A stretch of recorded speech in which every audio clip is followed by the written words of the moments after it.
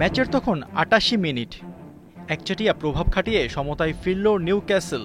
Saint James পার্কের ৫২,০০০ দর্শকের চোখে মুখে তখন চিন্তার ছাপ। কোন দিকে গড়াতে চলেছে এই ম্যাচ?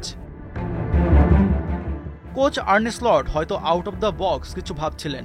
নির্ধারিত ৯০ মিনিটের পর এক্সট্রা ৬ মিনিটের কাটা তখন এগিয়ে চলছে। ঠিক তখন আবির্ভাব হলো ১৬ বছর বয়সী এক বিস্ময় বালকের। সে বালক মাঠে নামলেন, দেখলেন এবং জয় করলেন। রচনা করলেন ইপিএল এর নতুন ইতিহাস। বলছিলাম লিভারপুলের তরুণ ফরোয়ার্ড রিও নোমুহার কথা। ম্যাচের ১০০তম মিনিটে নোমুহার করা সেই অসাধারণ গোলে ৩-২ ব্যবধানে লিভারপুলকে এনে দেয় অবিশ্বাস্য জয়।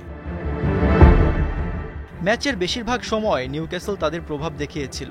লাল কার্ডে একজন খেলোয়াড় কম নিয়ে খেললেও দমে যায়নি তারা। মনে হচ্ছিল আরও একটি গোল করে মাঠ ছাড়বে ম্যাকপাইরা।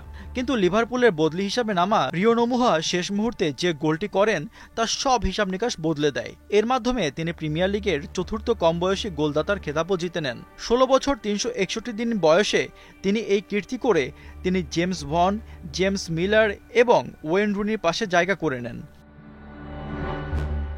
লন্ডনের নিউহ্যামে ২০০৮ সালে জন্মগ্রহণ করেন রিও নোমুহা। ৮ বছর কাটিয়েছে চেলসির একাডেমিতে। নাইজেরিয়ান বংশোদ্ভূত এই ফুটবলার গেল বছর লিভারপুলে যোগ দেন। চেলসি তাকে ধরে রাখার জন্য একাধিক চুক্তির প্রস্তাব দিলেও তাকে লিভারপুলে যাওয়া আটকাতে পারেনি। এরপর চেলসি তাদের যুব স্কাউটদের লিভারপুলের একাডেমি ম্যাচ দেখাও নিষিদ্ধ করে দিয়েছিল। নোমুহা এই গোলের পর রাতারাতি ফুটবল ফ্যানদের দৃষ্টি আকর্ষণ করেছেন। লিভারপুলের জন্য এখন সবচেয়ে বড় চ্যালেঞ্জ হবে এই তরুণকে মাঠে চাপ নিয়ন্ত্রণ করা শেখানো। আগামী রবিবার আর্সেনালের বিপক্ষে লিভারপুলের পরবর্তী ম্যাচ।